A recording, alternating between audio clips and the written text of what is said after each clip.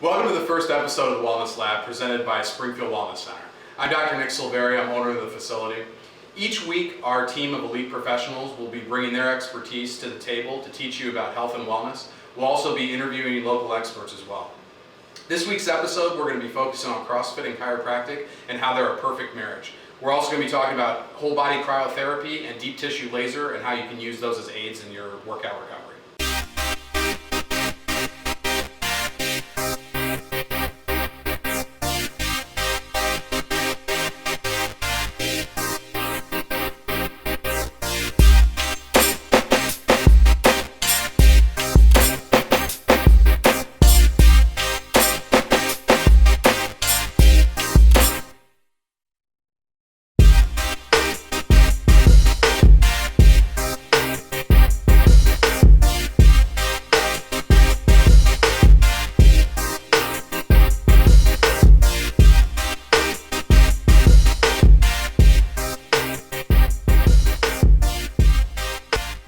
Dr. Nick Silveri. I'm here with Dr. Rob Calcaterra and Dr. Mike Jones.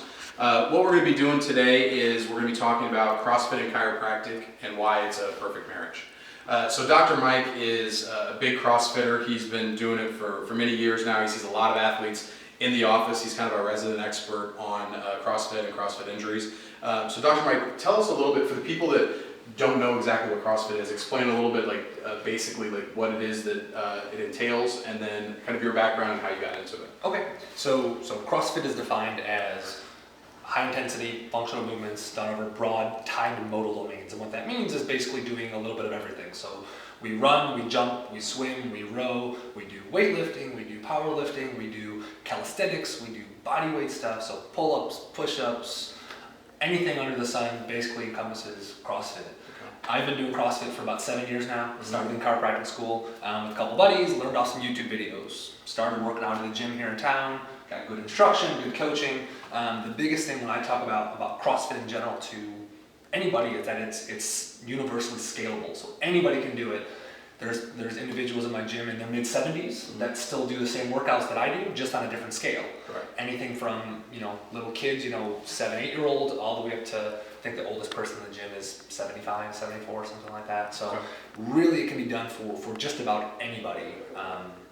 So that's kind of the really cool thing about it. So it sounds like it's a lot, a lot of those things you said, I wouldn't know anything about. You walk in and the workout for the day is done for you, correct? Basically, yeah. You walk in, workout for the day is up on the board. We have a coach at every class. They run through the workout, they run through the movements. An individual like myself or somebody that's been doing it for a while, we don't get nearly as much instruction on the how-to of it. Right. That goes towards the people that are new to the sport or new to just it in general, need a little bit more guidance in terms of what to do. Gotcha.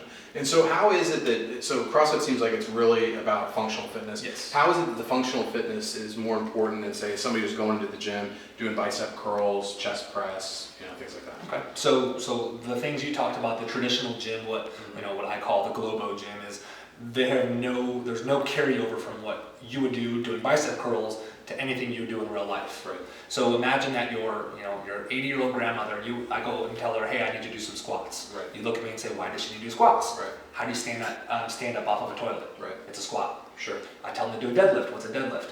Bending over to pull your pants up when you get dressed in the morning. So it's very functional and very ties over very well to anything and everything in life. Putting a box over your head, picking up something from the ground to put it into your truck. Right. All that translates to what we do in CrossFit. Okay.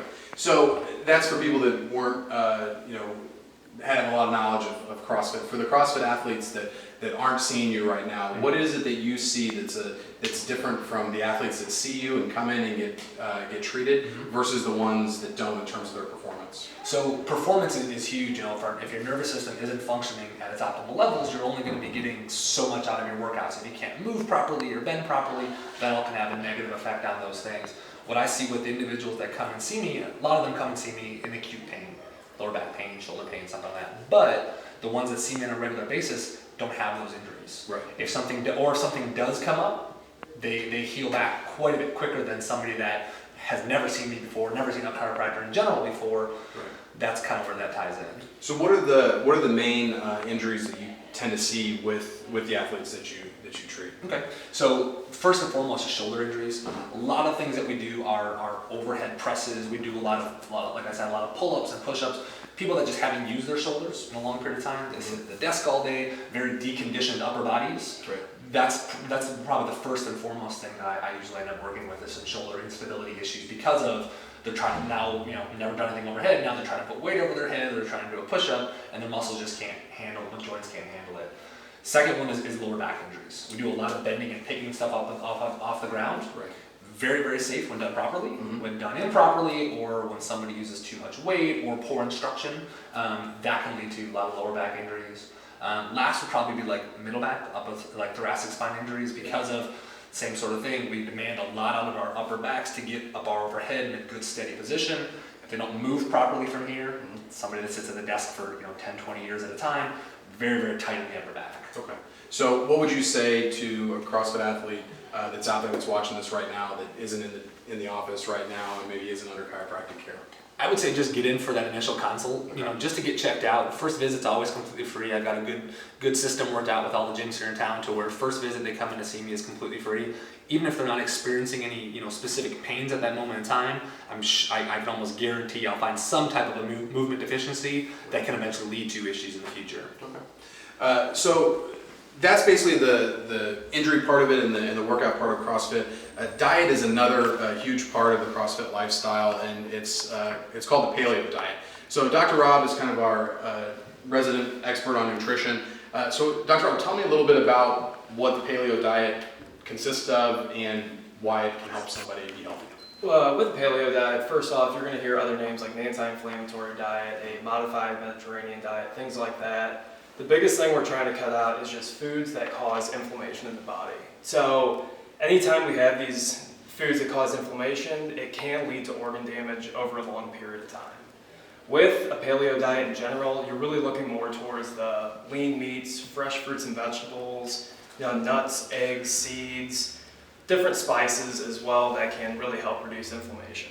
So when we talk about inflammation, everybody kind of has an idea that inflammation is a bad thing, but why is it bad in terms of like your overall health, and then also like if you're with the CrossFit athletes, why is it going to create more injuries or delay their recovery from those injuries? With athletes in general, and depending on what their goals are, if you're having a pro-inflammatory diet, you're not necessarily going to see the gains that you want to see, and you're almost setting your tissues up for failure, because you're not just getting the nutrients that you need to really rebuild the tissue after strenuous workouts. Okay. So, from the overall body health situation, things like high omega-6 fats, white breads, wheat breads, things like sugary drinks, sodas, they all cause inflammation in the body. Your body has to have a reaction, and over that time, if it's going on long enough, it will start to cause problems for people. And we're talking years down the line. When you say omega-6s, I hear a lot about omega-3s. Those are anti-inflammatory. Omega-3s are anti-inflammatory. Omega-6, explain what those are. So those are essentially like your soybean oil, your peanut oil, things like that. So those are found a lot of times in like dressing, like salad dressings, condiments. People that they think they're healthy a lot of times, or either be low fat, low carb, but they kind of load it with bad fats that will cause inflammation in the system. Okay. So the foods that you're putting into your body are going to create that inflammation. What are some what are 3 foods that you can think of that would be anti-inflammatory, that would be good to eat? Things like coconut oil, olive oil are really good and anti-inflammatory. Chia seeds, flax seeds, hemp seeds, things like that. They're all good with healthy fats. So your omega-3 and your omega-9 fatty acids. And what is the omega-9s? It's just a different version where it's just an anti-inflammatory fat. Gotcha. And how about supplements? Are there any supplements that somebody can take to help inflammation? Fish oil will be beneficial. And when you're looking at fish oil, you want to see how much EPA and DHA are in there. Those are really the anti-inflammatory part. So you always want to look for a good quality fish oil, not necessarily one that you just pick up at Walmart for cheap. So those are generally made cheaper. They just don't have the same amount of EPA and DHA. And all the supplements that we carry in the office are high quality. We do standard process and Metagenics. So Metagenics uses. They're all GMP certified. So it's essentially like the supplement version of the FDA, where what's in the bottle, what they say is in the bottle is what's in the bottle. Okay. So a lot of quality control. Okay, great. So that's basically our rundown of CrossFit. How a CrossFit athlete can get healthy in the office, recover from injuries quicker. Dr. Mike, like I said, he's doing CrossFit every day. He sees a lot of athletes. Dr. Rob, if you have any kind of nutrition questions, he's the guy to talk to. So we're going to take a quick break, and we'll be right back.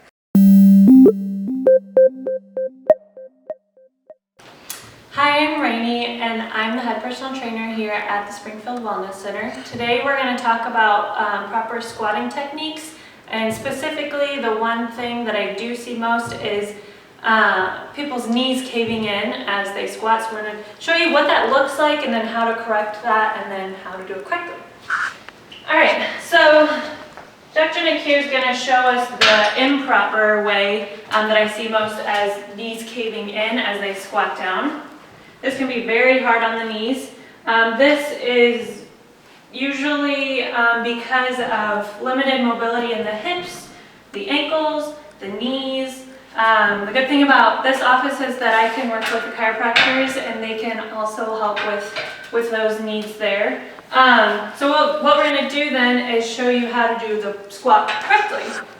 So you want to keep your weight back on your heels. You're going to push your hips back as if you're sitting in a chair, and keeping your chest up, just like that.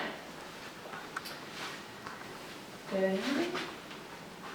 All right, so now another good way to help beginners learn this proper way of squatting is to do a box squat. So we have this box here, and he's going to show us. Like I said, pushing your hips back as if you were sitting in a chair. So that's what we're going to use the box for. You're basically sitting back onto the box with your weight still on your heels, your chest is up, and you're basically just sitting and standing, just like so. All right, so that is this week's Fitbit, and we'll see you next time. Hey, this is Dr. Nick again. Welcome back to the Wellness Lab. We're going to be talking next about the Cryosauna. So in the office we have something called the Rapid Recovery Center, and kind of our crown jewel piece of equipment for the Rapid Recovery Center is the whole body cryotherapy Cryosauna. Ashley is our office manager, and she's our resident expert on the Recovery Center equipment. So we're going to talk to her a little bit about how CrossFit athletes can really get the most out of the Recovery Center and the Cryosauna in particular. So Ashley, tell me a little bit about kind of the patient experience, but also like how CrossFit fits in with using whole body cryotherapy. Sure. Well, we have a lot of CrossFit athletes that come into the office, especially with Dr. Mike doing it himself. He has a chance to spread the message to a lot of those athletes and get them in the office. And they really trust him, since he's out there doing it himself. And if he recommends cryotherapy, they trust him. Right. So, especially with all the competitions that have been going on this summer, we've had a lot of CrossFit athletes in the office using it, both before and after the competition, either for conditioning or for the pain and inflammation relief afterwards. So the inflammation piece is probably the biggest piece with Cryosauna. It started in the 70s treating rheumatoid arthritis, and it got perfected in Europe, and now it's kind of spread into the United States.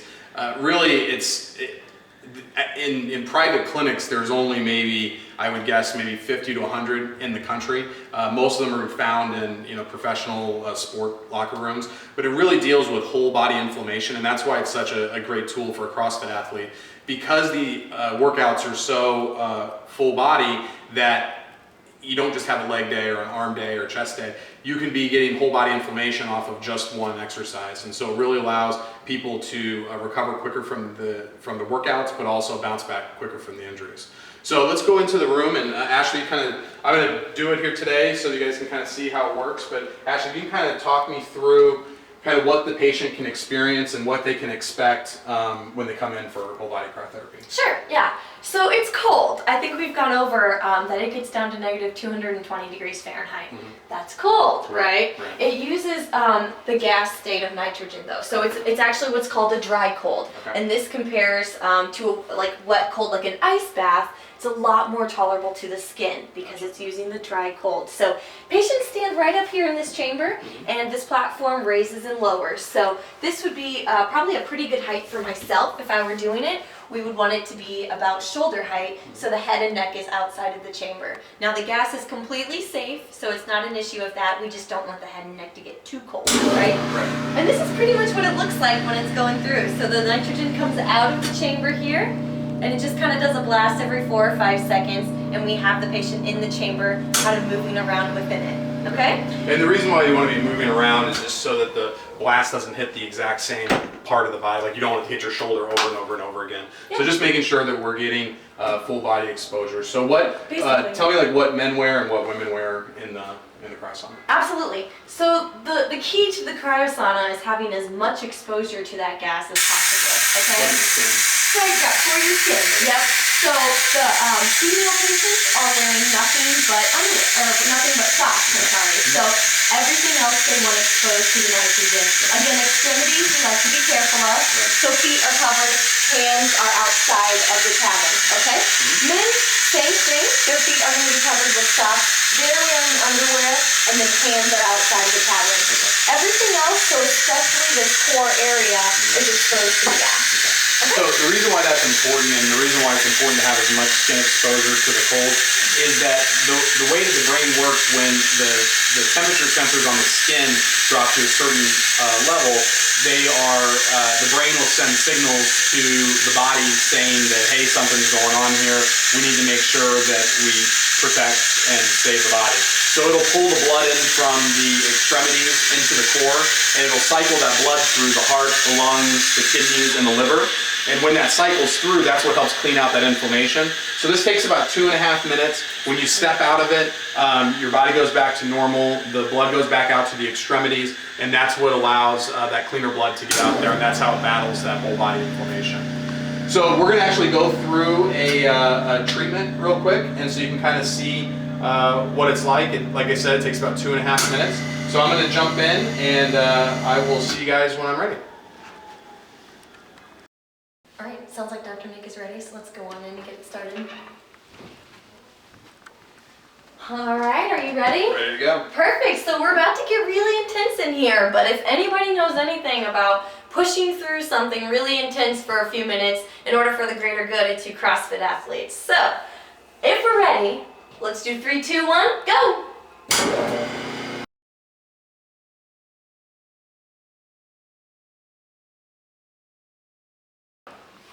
Whew. So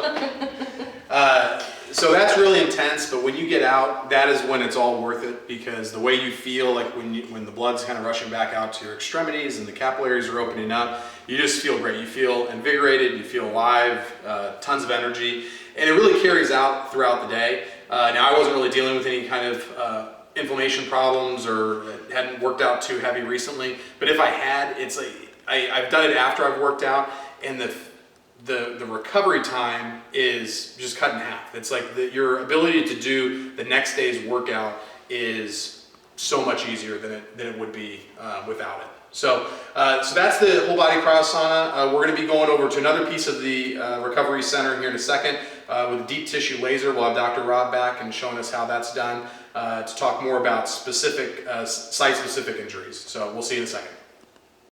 So we're here with Dr. Rob. We're going to be talking about another piece of the recovery center, the deep tissue laser. Now this is going to be more about site-specific injuries and inflammation, whereas with the Cryosauna it was more whole body inflammation. This is going to be on a single area or a single joint. So Dr. Rob, tell me a little bit about how the deep tissue laser works and how does it impact the healing process. So essentially what you're doing is you're getting light into the cell. And when you do that, you're going to make it so you can get waste out and nutrients in faster. You're also going to speed up tissue healing within the cell by increasing energy production. Okay. And how is that different than, say, like ultrasound? With ultrasound, you can't really penetrate too deep. This, you can penetrate much deeper into tissues. It warms the tissues up more and really brings more blood flow to the area. Okay. So for a low back, it's going to be able to penetrate deeper than, say, like a wrist. And we can control that power based on the settings with the deep tissue. Okay. So last week I tweaked my calf a little bit. So Dr. Rod's just going to show you how a treatment would occur and kind of talk us through that. Okay. All right, I'll have you face down. Okay.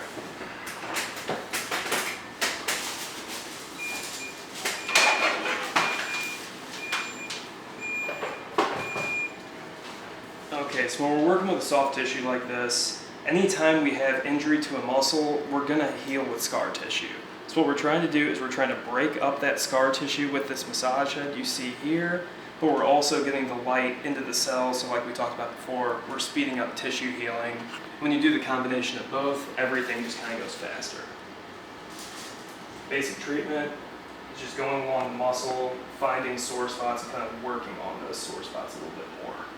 So Dr. Rob, why would this be useful to, say, like a CrossFit athlete? With CrossFit, it's a lot of overexertion. So people really working really hard a lot of times. And with that, you're going to see cell injuries. So anytime we can speed up tissue healing, the better off we're going to be in the long run. Okay.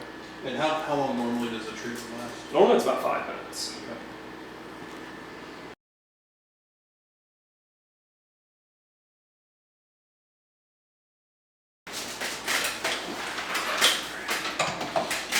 So what you're feeling while you're getting the treatment is that it's just a gentle warming on the tissue. Usually, like how many treatments would you say like a normal I don't know, like a calf strain or hamstring pull? I'd say usually acute injury, we might see you maybe 6 times over 3 weeks, and usually at that point we have total tissue correction. Okay. And you're able to do here in the office not only the adjustments but also some soft tissue techniques, instrument-aided soft tissue techniques along with the laser. So all those combined are just going to help speed everything up for you. Okay, great. So those are 2 pieces of the recovery center that I think that a CrossFit athlete would really be able to utilize well. We've got a couple here in the room with us. We've got our hyperbaric chamber that's really good for inflammation as well. We've got our decompression table over here, and a lot of athletes tend to really like our compression recovery boots also.